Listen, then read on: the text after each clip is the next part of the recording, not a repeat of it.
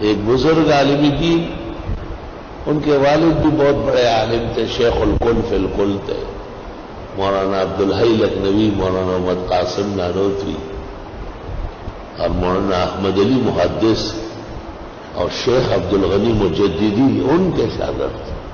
عمر بہت تھی، 126 سال.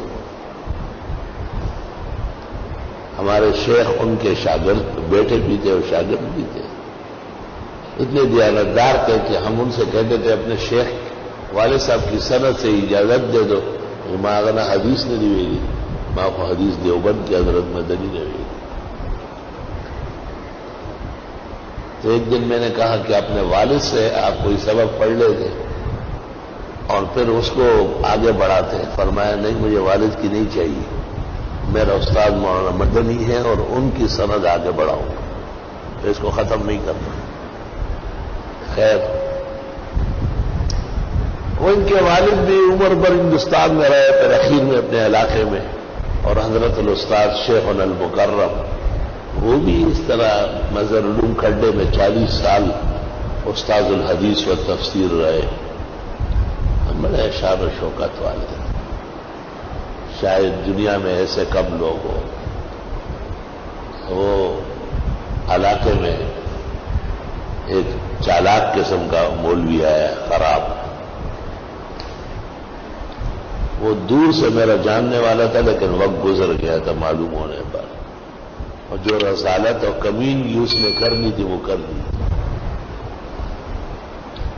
تو لوگوں نے حضرت کو کہا کہ آپ کے بیٹے بھی باہر ملازمتیں کر رہے ہیں اور آپ بھی کر رہے ہیں، تو یہ مسجد آپ کی نہیں.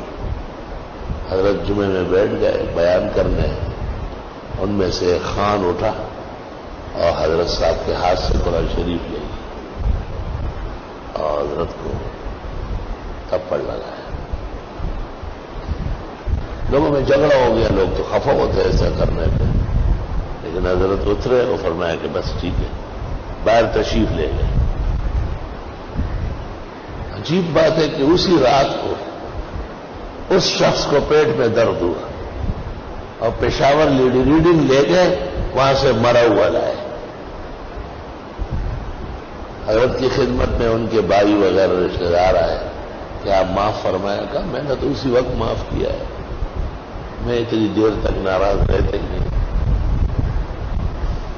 کہا آپ جنازہ پڑھائیں گے؟ فرمایا نہ. کہا پڑھیں گے؟ کہا پڑھنے آ جاؤں گا، مسلمان تو ہے. جنازہ پڑھا گیا، حضرت واپس ہوئے. وہ سب لوگ دوبارہ تمام جنازے کے لوگ آئے کہ حضرت مسجد آپ کی ہے. فرمایا نہیں، مسجد تو بس ختم ہو چکی ہے، میں ویسے بھی بوڑھا آدمی ہوں، میں مسجدیں کہاں رکھ سکتا ہوں، بیٹے بھی سب ملازمتیں کر رہے ہیں. یہاں کراچی کا ایک شخص بھی اس جنازے میں موجود تھا. وہ وہاں سے تب آیا، کراچی تب لوٹ آیا کہ اس نے زمین خریدی اور ایک مسجد اور کھڑی اور حضرت سے کہا یہ آپ کی مسجد ہے.